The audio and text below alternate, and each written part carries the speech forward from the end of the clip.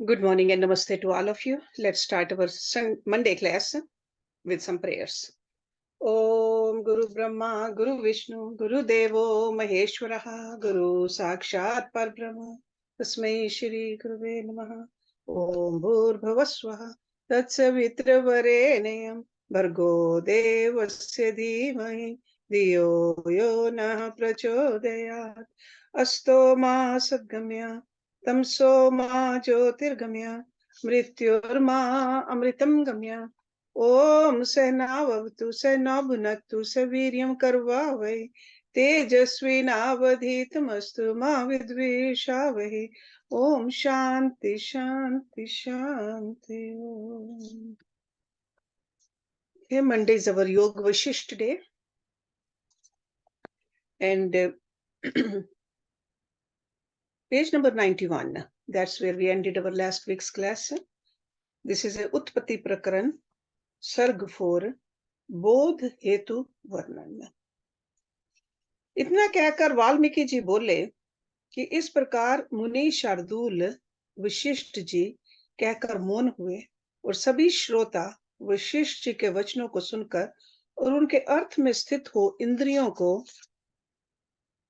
इंद्रियों की चपलता को त्याग वृत्ति को स्थित करके बैठे. Okay, so well control over the senses and mind. तरंगों के वेग स्थिर हो गए. पिंजड़ों में जो शुक थे वे भी सुनकर चुप हो गए. ललनाएं जो चपल थी वे भी उस काल में अपनी चपलता को त्याग बैठी और वन के पशु पक्षी जो निकट थे वे भी सुनकर चुप हुए. निदान मध्याह्न का समय हुआ. तब राजा के बड़े भृत्यों ने कहा, हे राजन, अब स्नान संध्या का समय हुआ, उठकर स्नान संध्या कीजिए. तब वशिष्ठ जी बोले, हे राजन, अब जो कुछ कहना था वह हम कह चुके, कल फिर कुछ कहेंगे. राजा ने कहा, बहुत अच्छा, और उठकर अर्घपाद्य नैवेद्य से वशिष्ठ जी का पूजन किया और जो ब्रह्म ऋषि थे उनकी यथा योग्य पूजा की. राजा कौन है यहाँ? राजा दशरथ. तब वशिष्ठ जी उठ खड़े हुए और सभी परस्पर नमस्कार कर अपने अपने स्थानों को चले. आकाशचारी आकाश को, पृथ्वी पर रहने वाले ब्रह्म ऋषि और राज ऋषि पृथ्वी पर, पातालवासी पाताल को और सूर्य भगवान दिन रात्रि की कल्पना को त्याग कर स्थिर हो रहे और मंद मंद समीर सुरभि सहित चलने लगा, मानो समीर भी कृतार्थ होने आया है. समीर मीन्स एयर, द वायु. इतने में सूर्य अस्त होकर और स्थान में प्रकाशने लगे, क्योंकि संत जन सर्वत्र प्रकाशते हैं. इतने में रात्रि हुई तो तारागण प्रकट हो गए और अमृत की किरणों को धारण किए चंद्र का उदय हुआ. उस समय अंधकार का अभाव हो गया और राजा का द्वार भी चंद्र किरणों से शीतल हो गया, मानो वशिष्ठ जी के वचनों को सुनकर इनकी तप्तता जाती रही. निदान सब श्रोताओं ने विचार पूर्वक रात्रि बिताई. जब सूर्य की किरण निकली तो अंधकार नष्ट हो गया, जैसे संतों के वचनों से अज्ञानी के हृदय का तम नष्ट होता है, और फिर सारे संसार की क्रिया प्रकट हो आई. तब खेचर भूचर और पतालवासी सब श्रोता स्नान संध्या कर अपने अपने स्थानों में आए और परस्पर नमस्कार पूर्व प्रसंग को उठाकर राम जी सहित बोले, हे भगवान, ऐसे मन का रूप क्या है जिससे कि संसार रूपी दुखों की मंजरी बढ़ती है. वशिष्ठ जी बोले, हे राम जी, इस मन का रूप कुछ देखने में नहीं आता. ये मन नाम मात्र है. वास्तव में इसका रूप कुछ नहीं है और आकाश की भांति शून्य है. Because मन is part of our subtle body, so there's no स्वरूप. हे राम जी, मन आत्मा में कुछ नहीं उपजा. जैसे सूर्य में तेज, वायु में स्पंदन, जल में तरंग, सुवर्ण में भूषण, मरीचिका में जल है और आकाश में दूसरा शशि है, वैसे ही मन भी आत्मा में है, कुछ वास्तविक नहीं है. हे राम जी, ये आश्चर्य है कि वास्तव में कुछ उपजा नहीं, पर आकाश की तरह सब घटों में वर्तता है और संपूर्ण संसार मन से ही भासता है. असत रूपी संसार जिससे भासता है उसी का नाम मन है.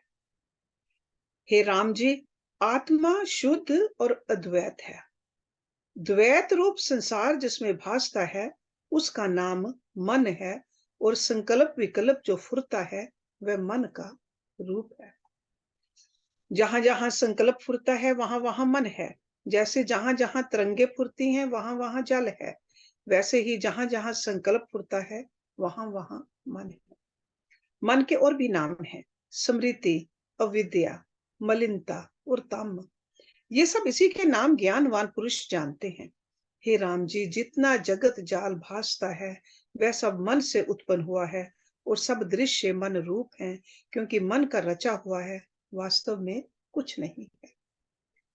हे राम जी, मन रूपी देह का नाम अंतवाहक शरीर है। वह संकल्प रूप सब जीवों का आदि वपु है। Vapu means form. उस संकल्प में जो दृढ़ आभास हुआ है उससे आदि भौतिक भासने लगा है, और आदि स्वरूप का प्रमाद हुआ है। हे राम जी, ये संपूर्ण जगत संकल्प रूप है, और स्वरूप के प्रमाद से पिंडाकार भासता है। जैसे स्वपन देह का आकार आकाश रूप है, उसमें पृथ्वी आदि तत्वों का अभाव होता है, परंतु अज्ञान से आदि भौतिकता भासती है, तो मन ही का संसरना है। वैसे ही ये संसार मन के फुरने से भासता है। हे राम जी, जहां मन है वहां दृश्य है, और जहां दृश्य है वहां मन है। जब मन नष्ट हो तब दृश्य भी नष्ट हो। शुद्ध बोध मात्र में जो दृश्य भासता है वही मन है। जब तक दृश्य भासता है तब तक मुक्ति ना होगी। जब दृश्य भ्रम नष्ट होगा तब शुद्ध बोध प्राप्त होगा। हे राम जी, दृष्टा, दर्शन, दृश्य, ये त्रिपुटी मन से भासती है।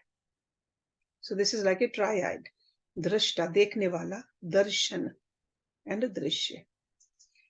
जैसे स्वप्न में त्रिपुटी भासती है, और जब जाग उठो तब त्रिपुटी का अभाव हो जाता है और आप ही भासता है, वैसे ही आत्म सत्ता में जागे हुए को अपना आप अद्वैत ही भासता है। जब तक शुद्ध बोध नहीं प्राप्त होता तब तक दृश्य भ्रम दूर नहीं होता। वह बाह्य देखता है तो भी सृष्टि ही दिखाई देती है, अंतर देखेगा तो भी सृष्टि ही दिखती है, और उसको सत्य जानकर राग द्वेष कल्पना उठती है। ओके, सो आउटसाइड आल्सो प्रकृति, इनसाइड आल्सो इन अवर मन। जब तक आत्म पद को प्राप्त होता है, जब मन आत्म पद को प्राप्त होता है, तब दृश्य भ्रम दूर हो जाता है।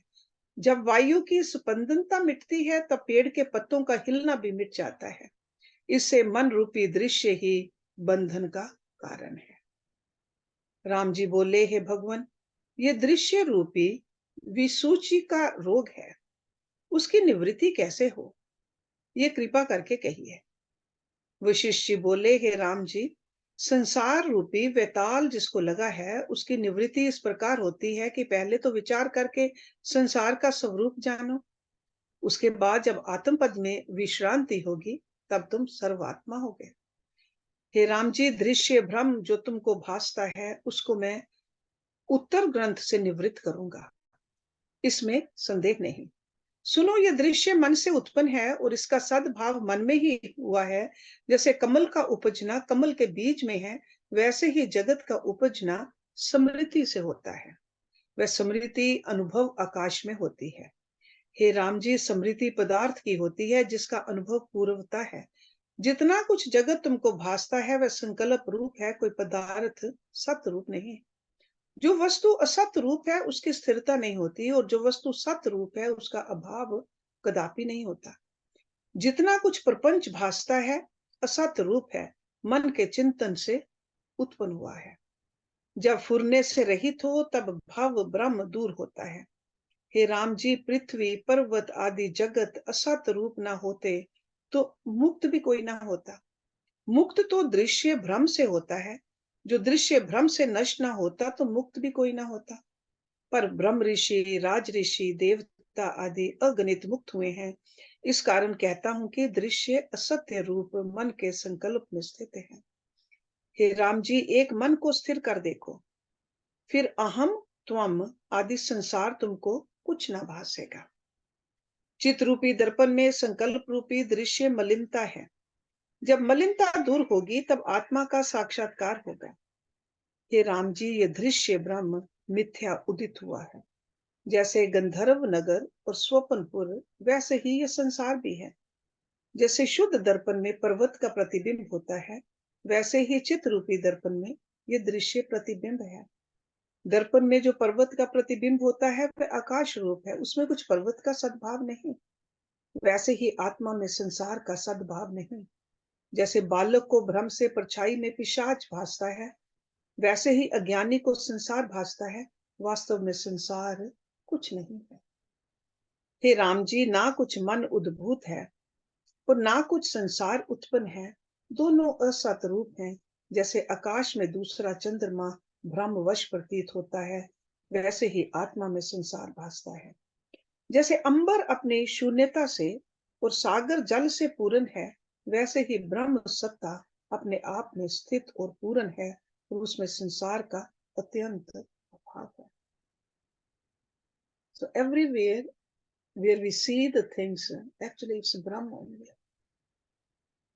But we don't see the Brahma, we see the Prakriti. इतना सुन राम जी ने पूछा, है भगवान, ये आपके वचन ऐसे हैं जैसे कहें कि बंध्या के पुत्र ने पहाड़ चूर किया। बंध्या, बंध्या is like another name for बांझ, जिसके बच्चा ना हो सके। सो बंध्या के पुत्र ने पहाड़ चूर किया। शश की सींगे अति सुंदर हैं। शश मीन्स खरगोश, खरगोश के तो सींग होते नहीं। रेत से तेल निकलता है और पत्थर की शिला नृत्य करती है। मूर्ति का मेघ गरजता है और पत्थर की पुतलियां गाना गाती हैं। So it's like a something which can never happen, we think that's happening. आप कहते हैं कि दृश्य कुछ उत्पन्न ही नहीं हुआ और है ही नहीं। मुझको ये जरा मृत्यु आदि विकारों सहित प्रत्यक्ष भासते हैं।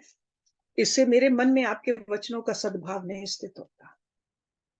So Ramji is saying that I don't believe what you're saying because I see everything. So just like we see everything and somebody says it's not there, how would we feel? So he says, यदि आपके निश्चय में इसी प्रकार है तो अपना निश्चय मुझको भी बताएं। वशिष्ठ जी बोले, हैं राम जी, हमारे वचन यथार्थ हैं। हमने असत कदाचित नहीं कहा। तुम विचार कर देखो, ये विश्व अडंबर बिना कारण हुआ है। जब महाप्रलय होती है तब शुद्ध चैतन्य समृत रह जाता है और उसमें कार्य कारण कोई कल्पना नहीं रहती। उसमें फिर ये विश्व कारण फिर फुरता है। जैसे सुषुप्ति में स्वप्न सृष्टि फुराती है और जैसे स्वप्न सृष्टि अकारण है, वैसे ही ये सृष्टि भी कारण है।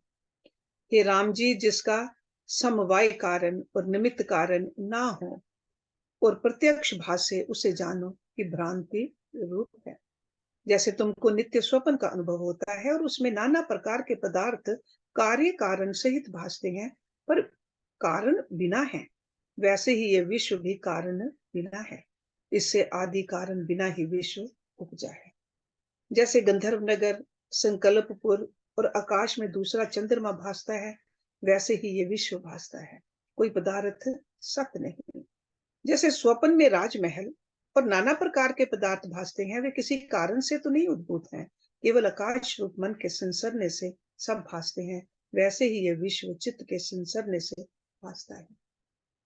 जैसे स्वप्न में और स्वप्न भासता है और फिर उसमें स्वप्न भासता है, वैसे ये विश्व भासता है। वैसे ही जगत जाल मन की कल्पना से भासता है। हे राम जी, चलना, दौड़ना, देना, लेना, बोलना, सुनना, रूनना आदि विषय और राग द्वेष आदि विकार सब मन के फुरने से होते हैं। आत्मा में कोई विकार नहीं। जब मन उपशम होता है, शम, शम मीन्स साइलेंट, उपशम एक्सट्रीमली साइलेंट, तब सब कल्पनाएं दूर हो जाती हैं और इससे जगत का कारण मन ही है। मन के स्वरूप का विवेचन। राम जी बोले, हे भगवान, मन का रूप क्या है? वह तो माया में है। इसका होना जिससे है वह कौन सा पद है? वशिष्ठ जी बोले, हे राम जी, जब महाप्रलय होता है तब सब विश्व का अभाव हो जाता है। जो शेष रहता है वह सतरूप है। सर्ग के आदि में भी सतरूप होता है, उसका नाश कदापि नहीं होता। वह सदा प्रकाश रूप परम देव शुद्ध परमात्म तत्व आज अविनाशी और अद्वैत है। आज आज मीन्स जो कभी पैदा नहीं होता, सो दैट मीन्स कभी मरता भी नहीं। सो आज है वह गिरातीत है, वही पद जीवन मुक्त पाता है। हे राम जी, आत्मा आदि शब्द कल्पित हैं, स्वाभाविक कोई नहीं। शिष्य को बताने के लिए शास्त्रकारों ने देवों के बहुत नाम रखे हैं। मुख्य तो देव को पुरुष कहते हैं, वेदांतवादी उसी को ब्रह्म कहते, और विज्ञानवादी उसी विज्ञान से बोध करते हैं, बोध कहते हैं। कोई कहते हैं कि निर्मल रूप है, शून्यवादी कहते हैं शून्य ही शेष रहता है। कोई कहते हैं वह प्रकाश रूप है, जिसके प्रकाश से सूर्य आदि प्रकाशते हैं। एक उसको वक्ता कहते हैं कि आदि देव का वक्ता वही है, और समृति करता कहते हैं कि सब कुछ वह समृति से कराने वाला है, और सब कुछ उसकी इच्छा से हुआ है। इससे सब का कर्ता सर्व आत्मा है। हे राम जी, इसी तरह अनेक नाम शास्त्रकारों ने कहे हैं। इन सब का अधिष्ठान परम देव है, और अस्थि आदि षड विकारों से रहित शुद्ध चैतन्य और सूर्यवत प्रकाश में है। वही देव सब संसार में व्याप्त है। हे राम जी, आत्म रूपी सूर्य है, और ब्रह्मा विष्णु रुद्र आदि उसकी रश्मियां हैं। रश्मियां मीन्स किरणें हैं। ब्रह्म रूपी सागर में संसार रूपनी तरंगे तथा बुलबुले उत्पन्न होकर लीन होते हैं, और सब पदार्थ उस आत्मा के प्रकाश से प्रकाशते हैं। जैसे दीपक अपने आप से प्रकाशता है और दूसरों को भी प्रकाश देता है, वैसे ही आत्मा अपने प्रकाश से प्रकाशवान है और सबको सत्ता देने वाला है। हे राम जी, विटप आत्म सत्ता से उत्पन्न होता है। आकाश में शून्यता उसी की है, और अग्नि में उष्णता, जल में द्रवता और समीर में स्पर्श उसी का है। निदान सब पदार्थों की सत्ता वही है। मयूर पंखों में रंग आत्म सत्ता से ही आया है। पत्थर में मूंगा और पत्थरों में जड़ता उसी की है, और सथावर जंगम संसार का अधिष्ठान रूप वही ब्रह्म है। हे राम जी, आत्म रूप चंद्र की किरणों से ब्रह्मांड रूपी त्रसरेणु उत्पन्न होता है। वह चंद्र शीतलता और अमृत से पूर्ण है। ब्रह्म रूपी मेघ है, और उससे जीव रूपी बूंदे टपकती हैं। जैसे बिजली का प्रकाश होता है और छिप जाता है, वैसे ही संसार प्रकट होता है और छिप जाता है। सबका अधिष्ठान आत्म सत्ता, और वह नित्य शुद्ध बुद्ध और परमानंद है। सब सत्य असत्य रूप पदार्थ उसी आत्म सत्ता से प्रकट होते हैं। हे राम जी, उस देव की सत्ता से जड़ पुर्यष्टक चैतन्य होकर चेष्टा करती है। जैसे चुंबक की सत्ता से लोहा चेष्टा करता है, वैसे ही चैतन्य रूपी चुंबक से देह चेष्टाशील है। So चेष्टा means the consciousness. So where do we get the conscious? From the Atma. वह आत्मा नित्य चैतन्य और सबका करता है, उसका करता और कोई नहीं। वह सबसे अभेद रूप समान सत्ता है और उदय अस्त से रहित है। हे राम जी, जो पुरुष उस देव का साक्षात्कार करता है, उसकी सब क्रिया नष्ट हो जाती है, और चिद जड़ ग्रंथि छिद जाती है, और केवल बोध रूप होता है। क्रिया नष्ट मीन्स एक्शनलेसनेस, काम तो करता है पर नो इफेक्ट ऑफ दैट। जब स्वभाव सत्ता में मन स्थित होता है, तब मृत्यु को सम्मुख देखकर भी विह्वल नहीं होता। सो दैट मीन्स घबराता नहीं।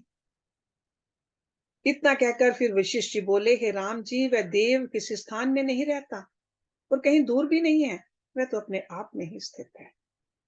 हे राम जी, घट घट में वह देव है, पर अज्ञानी को दूर भासता है। स्नान दान तप आदि से वह प्राप्त नहीं होता, केवल ज्ञान से ही प्राप्त होता है, कर्तव्य से प्राप्त नहीं होता। जैसे मृग तृष्णा की नदी भासती है, वह निवृत्त नहीं होती, केवल ज्ञान से ही निवृत्त होती है, वैसे ही संसार की निवृत्ति आत्मज्ञान से ही होती है। हे राम जी, कर्तव्य भी यही है जो ज्ञातव्य रूप है, अर्थात ये कि जिससे ज्ञातव्य स्वरूप की प्राप्ति हो। सो दैट मीन्स कर्तव्य भी करना है, इसलिए so that we get the gyan. अगर कर्तव्य भी हमें ज्ञान से दूर ले जाए, दैट इज नॉट ए कर्तव्य। Okay? So we got to do that action which takes us towards the ultimate goal. Ram ji बोले, हे भगवान, जिस देव के जानने से पुरुष फिर जन्म मरण के चक्कर में नहीं पड़ता, वह कहाँ रहता है और किस तप और कलेश से उसकी प्राप्ति होती है? वशिष्ठ जी बोले, हे राम जी, किसी तप से उस देव की प्राप्ति नहीं होती, केवल अपने पौरुष और प्रयत्न से ही उसकी प्राप्ति होती है। जितना कुछ राग, द्वेष, काम, क्रोध, मत्सर और अभिमान सहित तप है, वह निष्फल दंभ है। इनसे आत्म पद की प्राप्ति नहीं होती।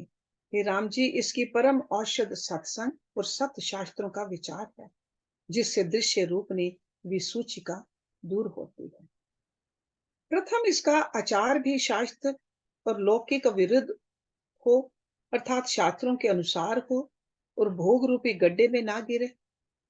दूसरे यथा लाभ संतुष्ट होकर अनिश्चित भागों को प्राप्त हो और शास्त्र विहित हो उसका ग्रहण करे और जो विरुद्ध हो उसका त्याग करे, इससे दीन ना हो।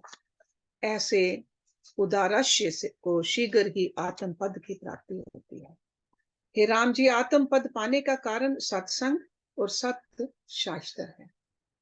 संत वह है जिसको सब लोग उत्तम कहते हैं और सत्य शास्त्र वही है जिसमें ब्रह्म निरूपण हो।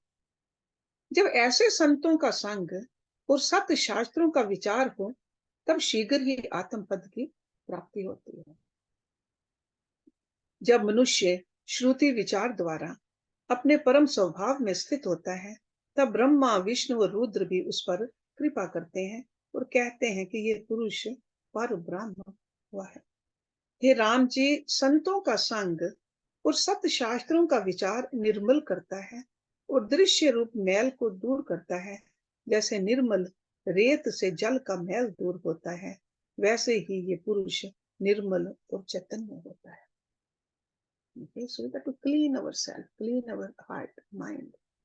Okay, जैसे निर्मल ज्ञान की महिमा।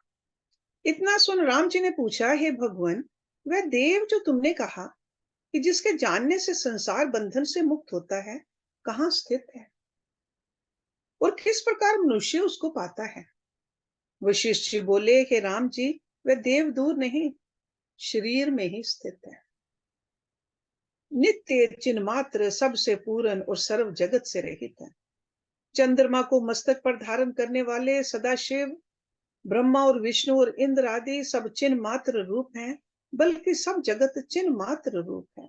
राम जी बोले, हे भगवान, ये तो अज्ञान बालक भी कहते हैं कि आत्मा चिन्ह मात्र है, उपदेश से क्या सिद्ध हुआ? वशिष्ठ जी बोले, हे राम जी, इस विश्व के चेतन जानने से तुम भव सागर को नहीं लांघ सकते। इस चेतन का नाम संसार है। चेतन जीव है, संसार नाम रूप है। इससे जरा मरण रूप तरंगें उत्पन्न होती हैं, क्योंकि मानव अहम से दुख पाता है। हे राम जी, चैतन्य होकर जो चेतता है, वह अनर्थ का कारण है, और चेतन से रहित हो जो चैतन्य है, वह परमात्मा है। उस परमात्मा को जानकर मुक्ति होती है, सब चेतनता मिट जाती है। हे राम जी, परमात्मा के जानने से हृदय की चिद जड़ ग्रंथि टूट जाती है, अर्थात अहम मम नष्ट हो जाते हैं। तब संशय छेदे जाते हैं और सब कर्म क्षीण हो जाते हैं। राम जी ने पूछा, हे भगवान, चित्त चैतन्य उन्मुख होता है, तब आगे दृश्य स्पष्ट भासता है। इसके होते चित्त निरोध के लिए कैसे समर्थ होता है और दृश्य किस प्रकार निवृत्त होता है? वशिष्ठ जी बोले, हे राम जी, दृश्य संयोगी चेतन जीव है। वह जन्म रूपी जंगल में भटकता भटकता थक जाता है।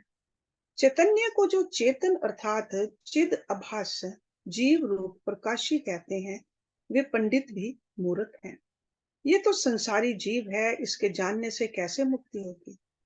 मुक्ति परमात्मा के जानने से होती है और सब दुख नाश होते हैं। जैसे विसूची का रोग उत्तम औषध से ही जाता है, वैसे ही परमात्मा के जानने से ही मुक्ति होती है। राम जी ने पूछा, हे भगवान, परमात्मा का क्या रूप है जिसके जानने से जीव मोह रूपी सिंधु को तरता है? वशिष्ठ जी बोले, हे राम जी, देश से देशांतर को दूर जो संवित निमेष में जाता है, उसके मध्य जो ज्ञान संवित है, वह परमात्मा का रूप है।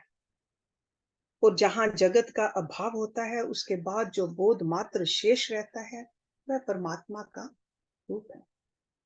हे राम जी, वह चिद आकाश है, जहां दृष्टा दर्शन दृश्य का अभाव होता है, वही परमात्मा का रूप है। और जो अशून्य और शून्य की तरह स्थित है, और जिसमें सृष्टि का समूह शून्य है, ऐसी अद्वैत सत्ता परमात्मा का रूप है। हे राम जी, महाचैतन्य रूप विशाल शैलवत जो चैतन्य स्थित है और अजड़ है, पर जड़ के समान स्थित है, वह परमात्मा का रूप है। और जो सबके भीतर बाहर स्थित है और सबको प्रकाशता है, वह परमात्मा का रूप है। हे राम जी, जैसे सूर्य प्रकाश रूप और आकाश शून्य रूप है, वैसे ही ये विश्व आत्म रूप है। राम जी ने पूछा, हे भगवान, जो सब परमात्मा ही है, तो भासता क्यों नहीं? और जो सब विश्व भासता है, तो इसका निर्वाण कैसे हो? वशिष्ठ जी बोले, हे राम जी, ये विश्व भ्रम से उत्पन्न हुआ है, वास्तव में कुछ नहीं है। जैसे आकाश में नीलिमा भासती है, वैसे ही आत्मा में विश्व भासता है। जब विश्व का अभाव जानोगे, तब परमात्मा का साक्षात्कार होगा, अन्यथा नहीं। जब दृश्य का अभाव करोगे, तब दृश्य उसी प्रकार स्थित रहेगा, पर तुमको परमार्थ सत्ता ही भासेगी। हे राम जी, चित रूपी दर्पण दृश्य के प्रतिबिंब बिना कदापि नहीं रहता। जब तक दृश्य का अभाव नहीं होता, तब तक परम बोध का साक्षात्कार नहीं होता। इतना सुनकर राम जी ने फिर पूछा कि हे भगवान, ये दृश्य जाल अडंबर मन में कैसे स्थित हुआ है? जैसे सरसों के दानों में सुमेरु का आना विस्मय है, वैसे ही जगत का मन में आना भी विस्मय है। सुमेरु सुमेरु में से सुमेरु पर्वत है।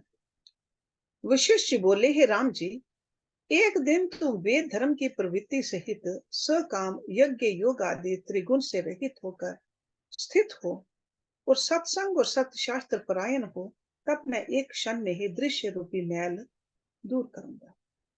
जैसे रवि रश्मियों के जाने से जल का अभाव हो जाता है, वैसे ही तुम्हारे भ्रम का अभाव हो जाएगा। जब दृश्य का अभाव हुआ, तब दृष्टा भी शांत होगा, और दोनों का अभाव हुआ तो फिर शुद्ध आत्म सत्ता ही भास सके। हे राम जी, जब तक दृष्टा है, तब तक दृश्य है, और जब तक दृश्य है, तब तक दृष्टा है। जैसे एक की अपेक्षा से दो होते हैं, दो हैं तो एक है, और एक है तो दो भी हैं। एक ना हो तब दो कहां से हों? वैसे ही एक के अभाव से दोनों का अभाव होता है। दृष्टा की अपेक्षा से ही दृश्य, और दृश्य की अपेक्षा करके दृष्टा है। एक के अभाव से दोनों का अभाव हो जाता है। हे राम जी, अहमता से आदि लेकर जो दृश्य है वह सब मैं निवृत्त करूंगा। हे राम जी, अनात्म से आदि लेकर जो दृश्य है वही मैल है। इससे रहित होकर चित रूपी दर्पण स्वच्छ होगा। जो पदार्थ असत्य है, उसका कदाचित भाव नहीं होता, और जो पदार्थ सत्य है, वह असत्य नहीं होता। जो वास्तव में सत्य ना हो, उसका मार्जन करना क्या कठिन है? हे राम जी, ये संसार आदि से उत्पन्न नहीं हुआ। जो कुछ दृश्य भासता है, वह भ्रांति मात्र है। जगत निर्मल ब्रह्म चैतन्य ही है। जैसे सुवर्ण से भूषण होता है, तो वह सुवर्ण भूषण से भिन्न नहीं, वैसे ही संसार और ब्रह्म में कुछ भेद नहीं। हे राम जी, दृश्य रूपी मैल के मार्जन के लिए मैं बहुत प्रकार की युक्तियां तुमसे विस्तार पूर्वक कहूंगा। उससे तुमको अद्वैत सत्ता का भान होगा। ये संसार जो तुमको भासता है, वह किसी के द्वारा उद्भूत नहीं। जैसे मरुस्थल की नदी भासती है और आकाश में दूसरा चंद्र भासता है, वैसे ही यह संसार बिना कारण भासता है। जैसे मरुस्थल में जल नहीं, जैसे बंधिया की संतान नहीं, और जैसे आकाश में पेड़ नहीं, वैसे ही ये संसार है। जो कुछ देखते हो वे निराम्य ब्रह्म है। ये वाक्य तुमको केवल वाणी मात्र नहीं कहे हैं, किंतु युक्ति पूर्वक कहे हैं। हे राम जी, गुरु की कही युक्ति को जो मूर्खता से त्याग करते हैं, उनको सिद्धांत नहीं प्राप्त होता। So what he's saying that these words we got to accept them faithfully, and then we'll have experience also. Because without faith, there's no ज्ञान. सत्संग एवं सत्य शास्त्रों का अध्ययन. इतना सुन राम जी ने पूछा, हे मुनि प्रवर, वह युक्ति कौन है और कैसे प्राप्त होती है जिसके करने से पुरुष आत्म पद को प्राप्त होता है. वशिष्ठ जी बोले, हे राम जी, मिथ्या ज्ञान से जो विसूची का रूपी विश्व बहुत काल का दृढ़ हो रहा है, वह विचार रूपी मंत्र से शांत होता है. हे राम जी, बोध की सिद्धि के लिए मैं तुमसे एक आख्यान कहता हूं, उसको सुनकर तुम मुक्त आत्मा हो गए, और जो अर्थ प्रबुद्ध होकर तुम उठ जाओगे, तब त्रियगादी योनियों को प्राप्त होगे. त्रियगादी मीन्स लाइक ए ग्रास और पेड़ और त्रियग. हे राम जी, जिस अर्थ के पाने की जीव कामना करता है, उसके पाने के हेतु यत्न भी करे और थक कर ठहरे नहीं, तो अवश्य उसको पाता है. इससे सत्संगति और सत्य शास्त्र परायण हो. जब तुम इनके अर्थ में दृढ़ अभ्यास करोगे, तब कुछ दिनों में परम पद पाओगे. फिर राम जी ने पूछा, हे भगवान, आत्मबोध का कारण कौन शास्त्र है और शास्त्रों में श्रेष्ठ कौन है कि उसके जानने से शोक न रहे. वशिष्ठ जी बोले, हे मेधा निधान राम जी, महाबोध का कारण शास्त्रों में परम शास्त्र ये महारामायण है. इसमें बड़े बड़े इतिहास हैं जिनसे परम बोध की प्राप्ति होती है. हे राम जी, सब इतिहासों का सार मैं तुमसे कहता हूँ. समझकर जीवन मुक्त हो, तुमको विश्व ना भासेगा, जैसे स्वप्न में जागे हुए को स्वप्न के पदार्थ भासते हैं. सब सिद्धांतों का सिद्धांत इसमें है, और जो इसमें नहीं वह और में भी नहीं है. इसको बुद्धिमान सब शास्त्र विज्ञान भंडार जानते हैं. हे राम जी, जो पुरुष श्रद्धा संयुक्त इसको सुने और नित्य सुनकर विचारे, उसकी बुद्धि उदार होकर परम बोध को प्राप्त होगी, इसमें संशय नहीं. जिसको इस शास्त्र में रुचि नहीं है, वह पाप आत्मा है. उसको चाहिए कि पहले और शास्त्रों को विचारे, उसके बाद इसको विचारे तो जीवन मुक्त होगा. जैसे उत्तम औषध से रोग शीघ्र ही दूर होता है, वैसे ही इस शास्त्र के सुनने और विचारने से शीघ्र ही अज्ञान नष्ट होकर आत्म पद प्राप्त होगा. हे राम जी, आत्म पद की प्राप्ति वर और शाप से नहीं होती. See, sometimes we just want that somebody should grant us were, grace.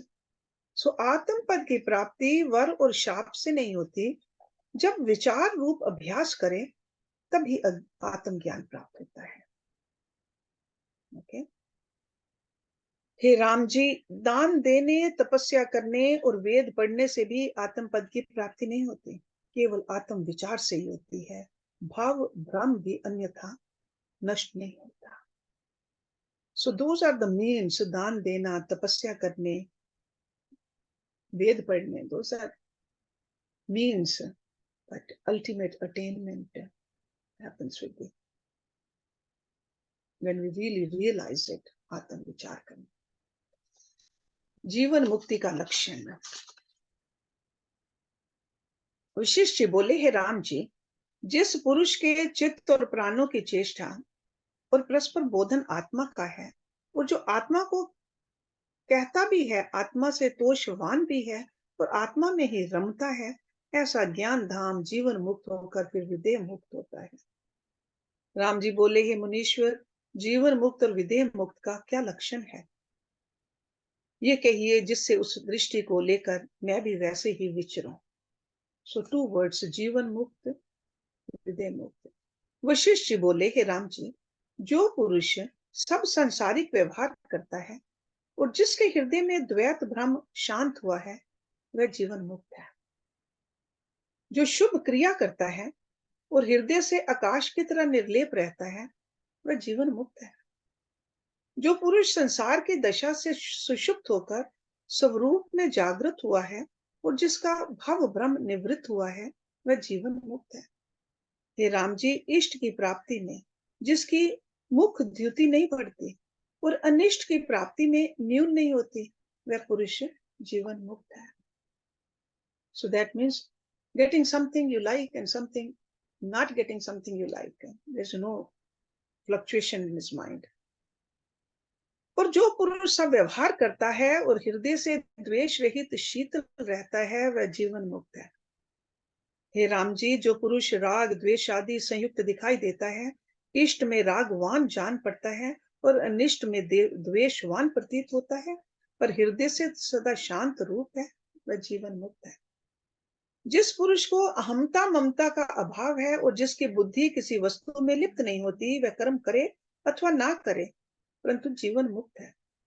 हे राम जी, जिस पुरुष को मान अपमान भय और क्रोध में कोई विकार नहीं व्यापता और आकाश की तरह शून्य हो गया है, वह जीवन मुक्त है।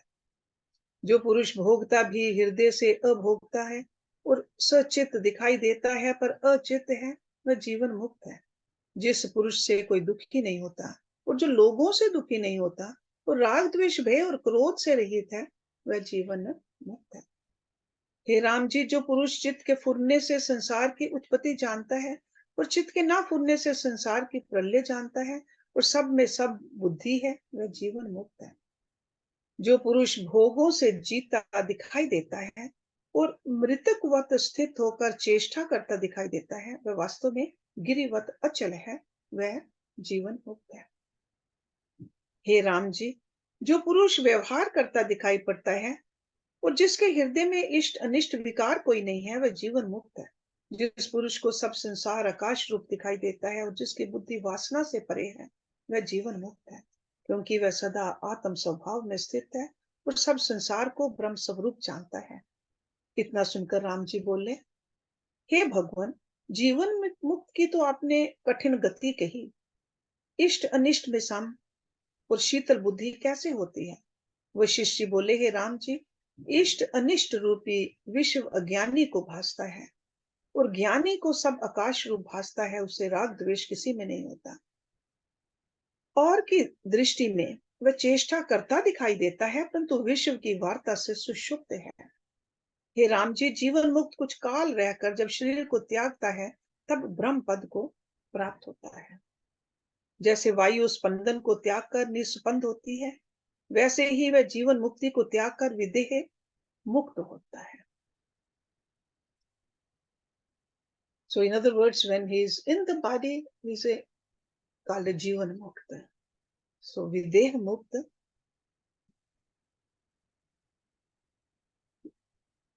So जीवन मुक्ति को त्याग कर विदेह मुक्त होता है। तब वह सूर्य होकर तपता है, ब्रह्मा होकर सृष्टि उत्पन्न करता है, विष्णु होकर प्रतिपालन करता है, रुद्र होकर संहार करता है, पृथ्वी होकर सब भूतों को धारण करता और औषधि अनादि को उत्पन्न करता है, पर्वत होकर पृथ्वी को रखता है, जल होकर रस देता है, अग्नि होकर उष्णता को धारता है, पवन होकर पदार्थों को सुखाता है, चंद्र होकर औषधियों को पुष्ट करता है, आकाश होकर सब पदार्थों को स्थान देता है, मेघ होकर वर्षा करता है, स्थावर जंगम जितना कुछ जगत है सबकी आत्मा होकर स्थित होता है। राम जी ने पूछा, हे भगवान, विदेह मुक्त शरीर को धारण कर कुशुद्ध होकर जगत में आता है तो त्रिलोकी का भ्रम क्यों नहीं मिटता? वशिष्ठ जी बोले, हे राम जी, लोक अडंबर अज्ञानी के हृदय में स्थित है और ज्ञानी को सब चिद आकाश रूप है। विदेह मुक्त वही रूप होता है जहां उदय अस्त की कल्पना कोई नहीं, शुद्ध बोध मात्र है। हे राम, ये संसार आदि से उद्भूत नहीं, केवल अज्ञान से भासता है। मैं तुम और सब संसार आकाश रूप है। जैसे आकाश में नीलिमा और दूसरा मयंक भासते हैं और जैसे मरुस्थल में जल भासता है, वैसे ही आत्मा में संसार भासता है। हे राम जी, जैसे स्वर्ण में भूषण कुछ उत्पन्न नहीं, जैसे सागर में लहरें होती हैं, वैसे ही आत्मा में संसार उत्पन्न नहीं। ये सब जग जंजाल मन के फुरने से भासता है, स्वरूप से कुछ नहीं बना। ज्ञानी को सदा यही निश्चय रहता है, फिर संसार का क्षोभ उसको कैसे भासे? हे राम जी, ये भी मैंने तुम्हारे जानने मात्र को कहा है, नहीं तो विश्व कहाँ है? विश्व का तो अभाव है। इतना सुनकर राम जी ने पूछा, हे भगवान, विश्व के अभाव हुए बिना आत्मबोध की प्राप्ति नहीं होती। वशिष्ठ जी बोले, हे राम जी, दृश्य दृष्टा का मिथ्या भ्रम उदित हुआ है। जब दोनों में से एक का अभाव हो तब दोनों का अभाव हो जाए, और जब दोनों का अभाव हो तब शुद्ध बोध मात्र शेष रहे। जिस प्रकार विश्व का अभाव हो वह युक्ति मैं तुमसे कहता हूं। हे राम जी, चिरकाल का जो जगत दृढ़ हो रहा है वह मिथ्या ज्ञान रूपनी विसूचिका है। वह विचार रूपी मंत्र से निवृत्त होता है। जैसे गिरी पर चढ़ना और उतरना शनय शनय होता है, वैसे ही भव भ्रम चिरकाल का दृढ़ हो रहा है, विचार करके क्रम से उसकी निवृत्ति होती है।